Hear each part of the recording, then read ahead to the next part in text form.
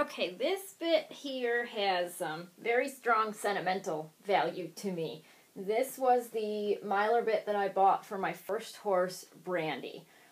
Brandy's issues were he had been very roughly handled in the past with a bit. He had been ridden in a big, fat, single-jointed snaffle, which Brandy had a humongous tongue and a low palate, and he didn't have a lot of room for a bit in his mouth. And being forced to ride in a big, fat, single joint, there was always pressure on his tongue, no matter what the rider did. And the rider that had him before me was very, very harsh on her hands, very grabby with the reins. And so when I got him, he was so afraid of bits. Literally, you would show him a bridle with a bit on it, and he would start to shake. So I rehabbed him with bitless riding for years. And then I started him in a mullen mouth, happy mouth bit. And then once I did my training at Morrisville with the Mylers, then I was able to purchase this bit for Brandy. And it was the first bit in which Brandy was actually completely relaxed in. The first bit I have ever seen that horse relax in. Because even the mullen mouth, happy mouth bit, it was so fat that it still wasn't 100% comfortable in his mouth.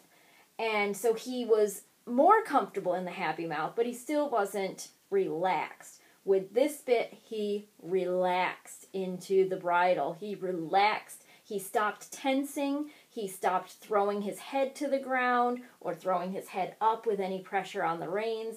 And so this bit really made a big difference in Brandy's life and in mine as well. This is the MB33. It is the ported barrel bit. It is a solid mouthpiece. Brandy hated any sort of flexing. He didn't hate all flexing, but he hated, at this point in his life when I got him this, he hated any collapse of the bit because he had been ridden for so long in a single joint that was very painful for him. So he wanted something that was solid and didn't move. And this is not a huge port, but it's a wide port, and so it took basically all the pressure off of his tongue.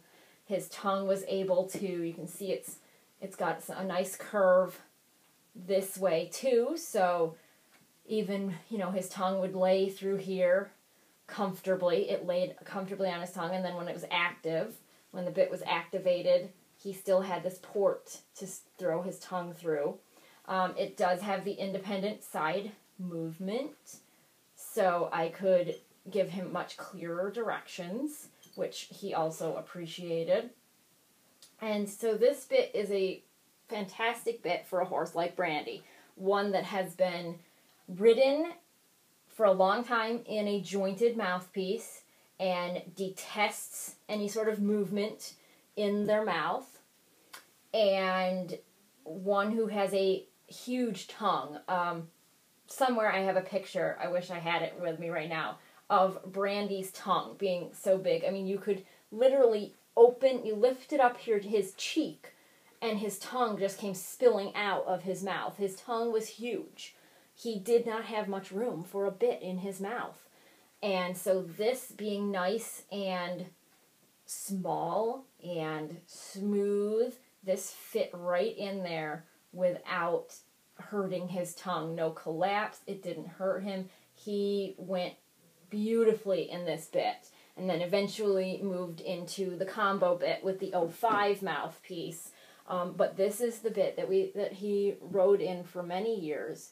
So again, this is a bit for a horse who is well trained and who needs a lot of tongue relief and does not like a flexible bit, which a lot of horses don't like a bit that flexes. So they would ride in this bit. So this bit, I really like this. And the 05 is the same port, but there's a little bit of collapse to the 05. A tiny, tiny bit of more flexibility to the 05 mouthpiece. But this is the solid version. And so this is a bit for a completely trained, finished horse that you want to give the maximum amount of tongue relief, or a horse who has had so much discomfort and pain from bits in the past, and they hate a collapsing bit, that you need to give them something that is solid and gives them maximum tongue relief and is just a very kind bit. Now, a lot of people think that the hooks make a bit have leverage. They do not make a bit have leverage.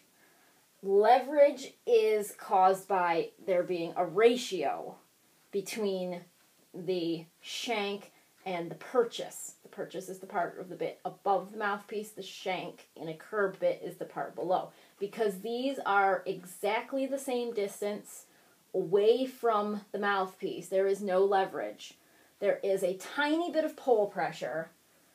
As you can see, when I pull on the rein, it does pull downward a little bit on the cheek piece, which will put slight downward pressure on the pole, but not that much. You can add a curb strap or a curb chain to any of the Myler bits with the hooks. Some horses like a curb strap or a curb chain on their bit, and some do not. The curb strap, it would sit here, and it would apply pressure to the back of the horse's chin. That would tell the horse to tuck their chin towards their chest. Some horses like that. Some horses do not. For some horses, they like it because it prevents the mouthpiece from being rolled completely forward onto their onto the mouth. So some horses like that. It stops the mouthpiece from rolling forward.